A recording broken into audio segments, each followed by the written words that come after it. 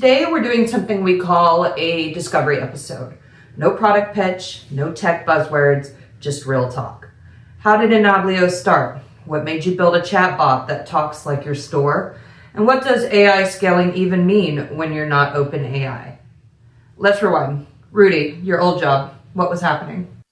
Yeah, so 3 years ago, I worked in an e-commerce company in Indonesia, and a lot of the sellers basically saying their customer support and admin got repetitive questions like, "Is this items available? Where's my order? Do you accept returns? How do I return this?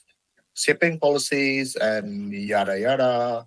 And apparently, it does pile up into our product ticket in customer services. And by that time, I do realize the company as big as the Amazon also facing the same challenge. But the solutions that available in the market is just like primitive chatbot that basically you need to pick the numbers out of the questions that provided by the chatbot. And at the end, the buyer didn't happy and usually just bypass through and asking to talk with a real human behind the screen. So I'm just thinking, how can I help these businesses by automate some of their process, repetitive operations by not having so many people to working on it. So yeah, that's the story. So you basically rage coded your way to a prototype? Essentially, yes, like Rage and Red Bull. That's that rage, by the way, turned into something very useful later. Let me pull Jordan in. You were doing a nonprofit work at the time, right? Yeah. Rudy and I were working on the Only One Ocean. It's a marine conservation nonprofit. We call it O3 for short. We opened Etsy store to fundraise. It was just the two of us. Well, actually three, right? Yeah, three, but no team, no help, just us and endless customer DMs. I remember that. The house was full of bubble mailers and guilt. Yeah, exactly.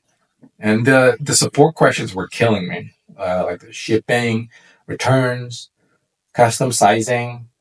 Uh, it never ended. Eventually, we decommissioned the store down, not because we didn't have any customers, but because we couldn't scale. Okay, so that's the time AI scaling. Not just big servers and GPUs, but scaling humans. Yes, and we didn't want to build the next ChatGPT or any AI wrappers over there.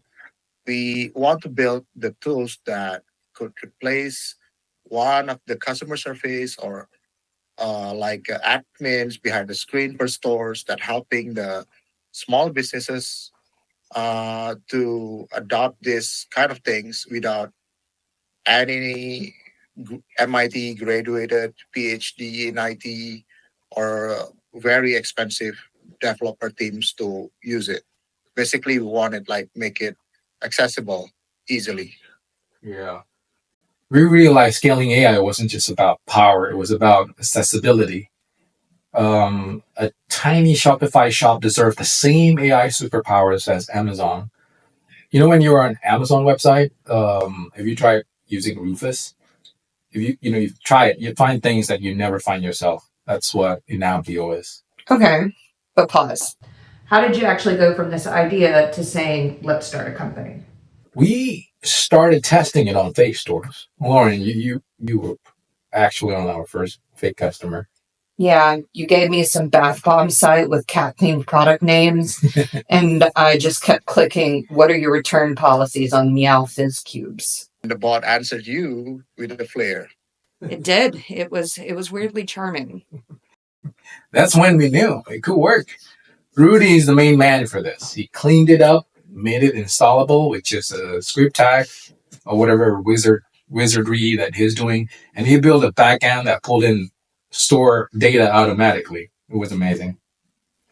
Yeah, and let me say this: the getting an LLM to stay on the brand, stick to the policies, make it sounds like human, and also keeping the privacy of the store owner itself is not easy.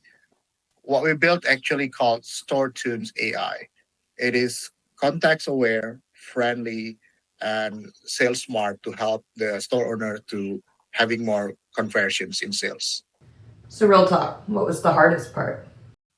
Believing in it when we have no users. That's pretty hard, especially when you have bills, family, and pregnant wife. Yeah, you question everything. Yeah, I'm sorry for dragging you down on this idea, right? But yeah, for me, debugging the AI hallucination at 4 p.m. No, I mean like 4 a.m. It's also quite traumatic for me. Like I didn't sleep for 3 days straight. And at the end, I got my own hallucinations, and I just like having this micro sleep while coding.